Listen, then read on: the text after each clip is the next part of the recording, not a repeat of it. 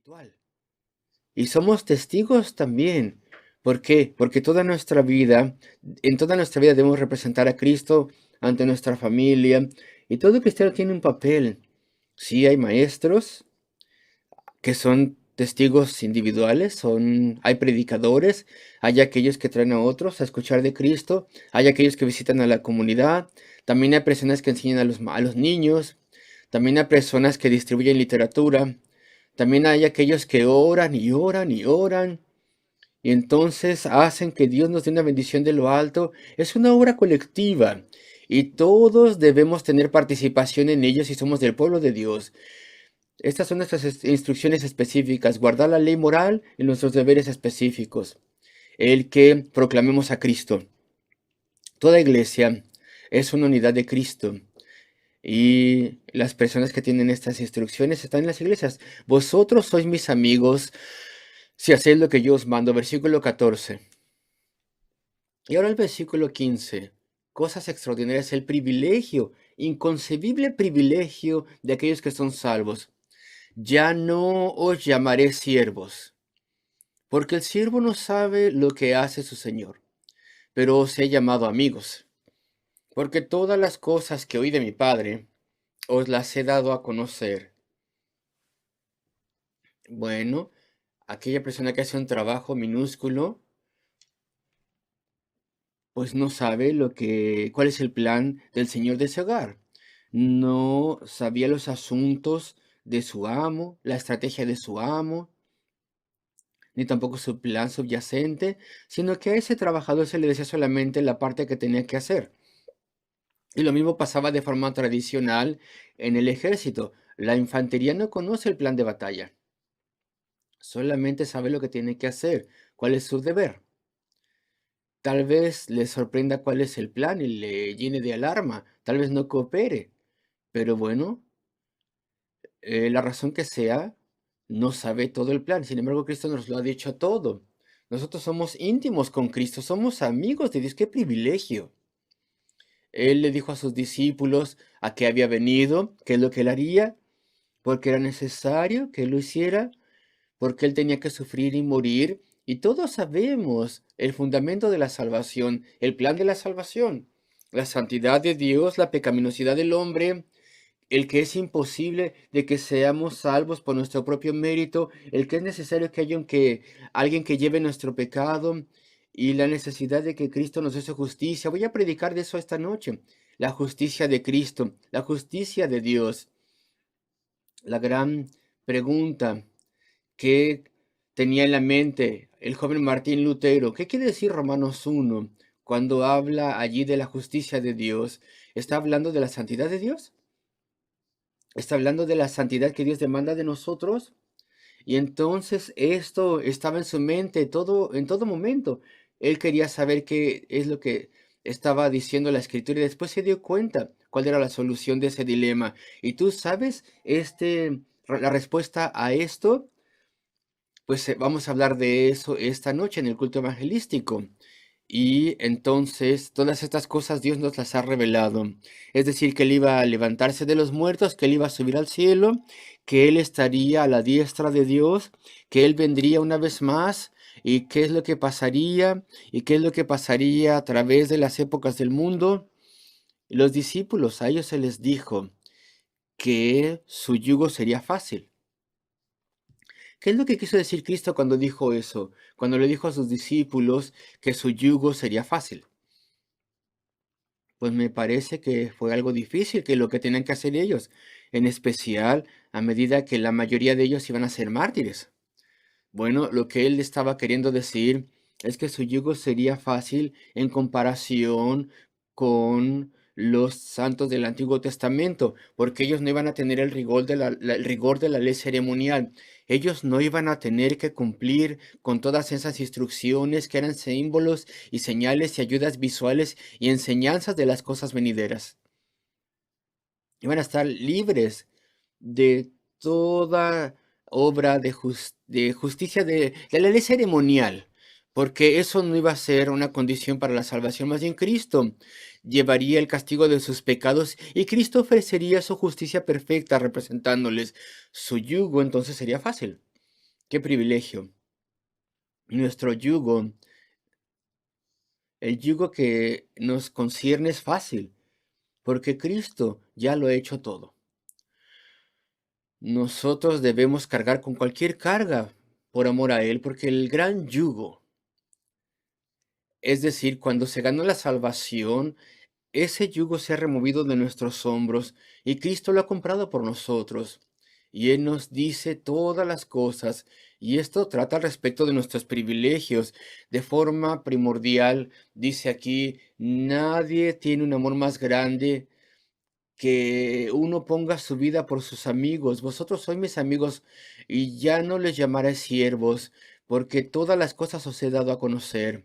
¿Acaso no esto tendría que aumentar nuestro sentido de deuda que tenemos para con Él? ¿No deberíamos tener mayor voluntad de hacer cualquier cosa por Él? Claro que sí. Y esto me lleva a mi encabezado final, versículo 16. Nuestra importancia, nuestra autoridad. No me elegisteis vosotros a mí, sino que yo os elegí a vosotros, y os he puesto para que vayáis y llevéis fruto. Estas son palabras preciosísimas, preciadísimas, valiosísimas. A los discípulos se les llamó una vida de soledad. Era parte de su entrenamiento. Como parte de ese curso de seminario que tuvieron, a ellos se les envió en una ocasión y se les ordenó que no llevaran dinero, que no llevaran ninguna otra cosa extra, que llevaran lo mínimo y que fueran por un viaje largo, viviendo solo por fe, probando el poder de Dios. Y eso no era vinculante a ellos a través de toda la vida, sino que era solamente parte de su curso de entrenamiento. El Señor cambió esas instrucciones un poco más adelante. Les dijo, ¿tú te acuerdas cuando yo los envié a vivir por fe y a depender por completo de la oración con una provisión mínima? Bueno, pues ahora os envío con unas órdenes diferentes, con instrucciones diferentes. Entonces no era algo tan severo, pero era para entrenarles. Y a partir de eso aprendieron esto. Nunca debemos ser aquellos que adquieran muchas cosas. Estamos hablando de los apóstoles. Nunca debemos ser ricos.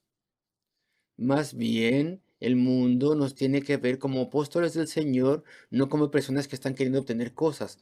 Y el apóstol Pablo continuó con eso. También como apóstol nacido a destiempo. Él tuvo que vivir de forma simple, de forma humilde, y este no es una regla para todo creyente subsecuente, pero es la regla para los apóstoles. Y entre todo eso, se les da, para equilibrar esto, esta información, se les dice, pero sin embargo, vosotros sois muy importantes. Tenéis una autoridad inherente, una autoridad intrínseca, perdón, como apóstoles. Vosotros no me habéis escogido a mí, pero dijeron ellos, pero sí te escogimos. Nosotros sí te escogimos, claro que sí. Y voy a ir a, para que se acuerden de esto, voy a ir al principio del capítulo a Juan 1:35. Juan 1:35. El siguiente día otra vez estaba Juan y dos de sus discípulos. Los dos discípulos eran Andrés y sin lugar a dudas Juan, aunque no se nombra a sí mismo. Andrés y Juan. Y mirando a Jesús que andaba por allí, dijo, He aquí el Cordero de Dios. Le oyeron hablar los dos discípulos y siguieron a Jesús. Eso es lo que ellos pensaban que habían hecho. Pero escuchamos a Juan el Bautista, a quien seguíamos, y él dijo, He aquí el Cordero de Dios que quita el pecado del mundo. Y nosotros decidimos seguirle. Entonces Jesús, viendo que le seguían, les dijo, ¿qué buscáis? Ellos le dijeron, Rabí, que es traducido maestro, ¿dónde moras? Les dijo, venid y ved. Y fueron, y vieron dónde moraba, y se quedaron con él aquel día. Un día maravilloso para Juan y para Andrés. Pero ahora les dice, sin importar lo que ustedes piensen, no fue verdaderamente así. No me elegisteis vosotros a mí, sino que yo os elegí a vosotros. Yo les conocí desde antes. Yo les conocí antes de que naciesen. Yo les conocía antes de que el mundo fuera creado. Y yo puse mi amor sobre vosotros. Yo os escogí. En otras partes se nos aclara que no es por algo en ellos, ni en nadie, no porque fueran mejores o diferentes a ningún otro pecador. Solo por gracia, solo por misericordia, sin ninguna condición. Los, los elegí a vosotros. No me elegisteis vosotros a mí, sino que yo os elegí a vosotros. Y os he puesto, os he ordenado, os he puesto, como dice aquí, esto que dice el griego. Algunas personas han señalado que esta palabra puesto específicamente significa en la utilización que se tenía, y eso es cierto, que es algo puesto de forma horizontal, y se enfocan demasiado en esto. No estoy seguro que tendría que hacerse esto, pero esto es interesante. Os he elegido y os he puesto allí.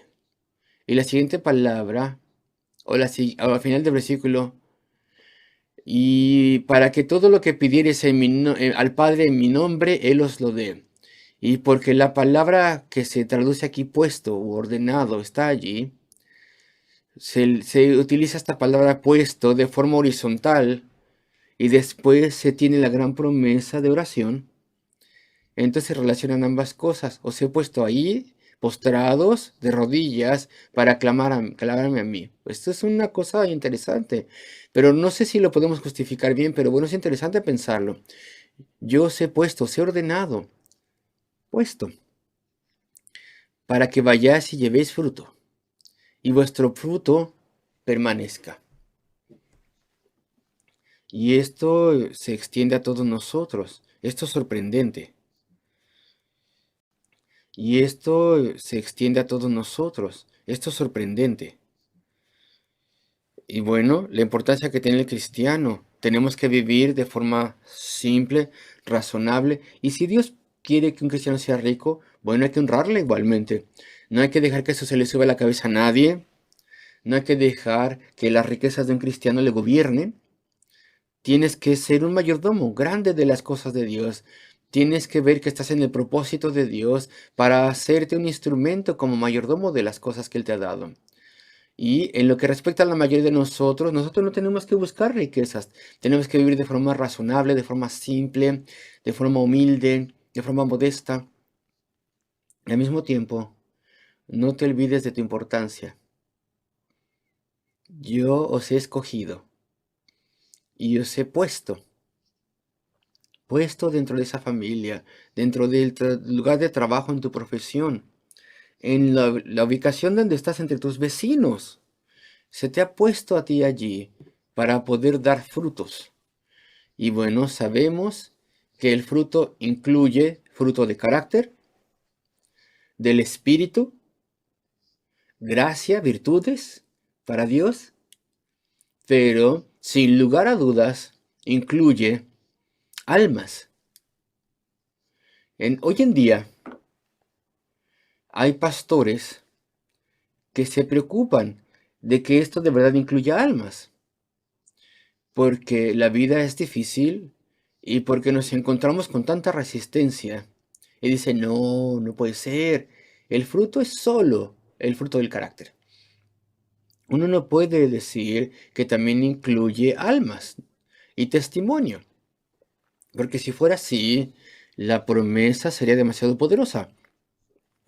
No me elegisteis vosotros a mí, sino que yo os elegí a vosotros y os he puesto para que vayáis y llevéis fruto, y vuestro fruto permanezca, y se incluye las almas, para que todo lo que pidiereis al Padre en mi nombre, Él os lo dé. Eso es demasiado causa y efecto. Si nosotros oramos y si nosotros proclamamos, nosotros tendremos fruto. No, no. Eso es demasiado certero. Pero eso es así. Eso es así, es verdad, es verdad. Somos testigos. Obramos, persuadimos, predicamos el Evangelio y oramos. Y entonces la promesa es absoluta. Y voy a pasar los minutos que tenemos probándoles esto porque es muy importante. Y lo voy a hacer completamente dentro del Evangelio de Juan. Pueden ir si ustedes quieren a Juan 4, por favor, versículo 35, donde el Señor Jesucristo utiliza la noción del fruto haciendo referencia a las almas. Un diferente tipo de fruto, ya lo sé, pero voy a leer los versículos. Juan 4:35, las palabras de Cristo. ¿No decís vosotros, aún faltan 4 meses para que llegue la siega?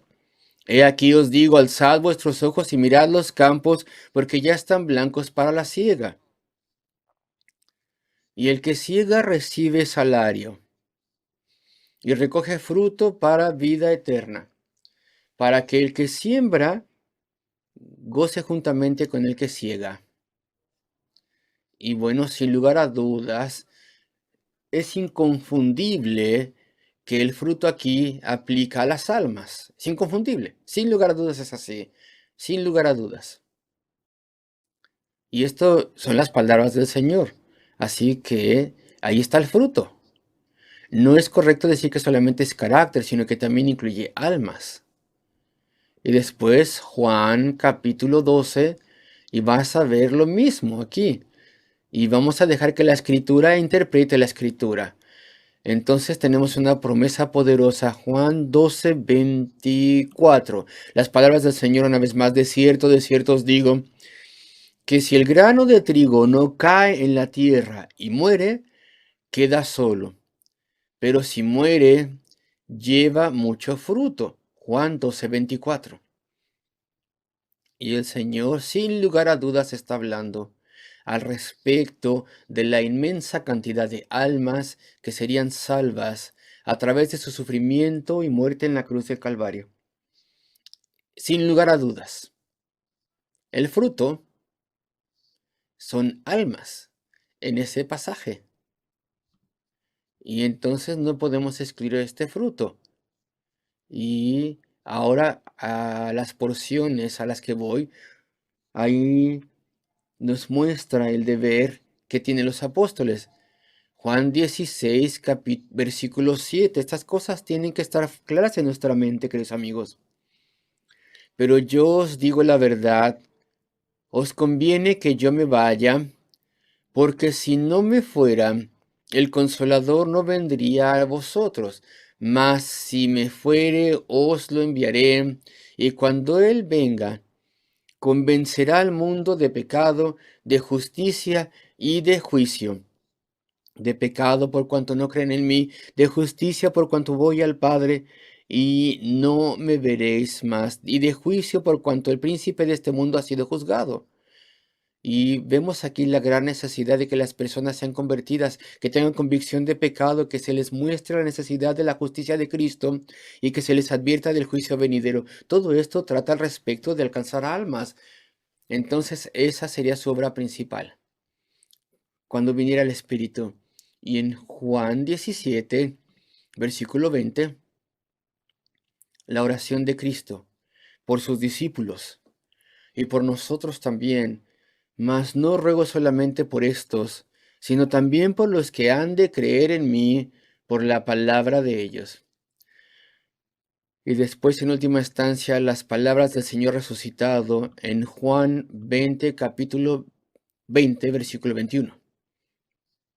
Entonces Jesús les dijo otra vez, Juan 20:21, paz a vosotros, como me envió el Padre, así también yo os envío. Y habiendo dicho esto, sopló y les dijo, recibid el Espíritu Santo. Y después estas palabras aclaran que está hablando al respecto de ganar almas. A quienes remitiereis los pecados, les son remitidos. y a quienes se los retuviese les son retenidos. Claro, los discípulos no tenían poder de absolver a nadie, pero a través de la predicación del Evangelio, a través de su instrumentalidad, si tú quieres, la absolución vendría a almas necesitadas que se arrepintiesen, y todo trata al respecto de ganar almas. Y entonces terminamos y voy de vuelta a Juan capítulo 15 y a esta palabra maravillosa del versículo 16 al final. Para que todo lo que pidieres al Padre en mi nombre, todo lo que pidieres, y el contexto es llevar frutos. Entonces hay que pedir por ese fruto, hay que pedir ese carácter, hay que pedir gracia, virtud cristiana, hay que pedir el fruto del Espíritu y hay que pedirle almas. Incluso el día de hoy, ora por almas. Ora por las almas en la escuela dominical y en las clases bíblicas. Ora por almas en el culto evangelístico, aquí y en todas partes. Para que todo lo que pidieres al Padre en mi nombre, y esto acuérdate que está en el contexto de llevar frutos, de dar frutos, Él os lo dé. Bueno, hemos estudiado muy brevemente la orden de que tengamos amor mutuo y también el privilegio más alto concebible que tenemos en Cristo, también nuestra importancia y nuestra autoridad. Estas son las cosas que tendrían que inspirarnos a que tengamos un servicio de todo corazón para el Señor.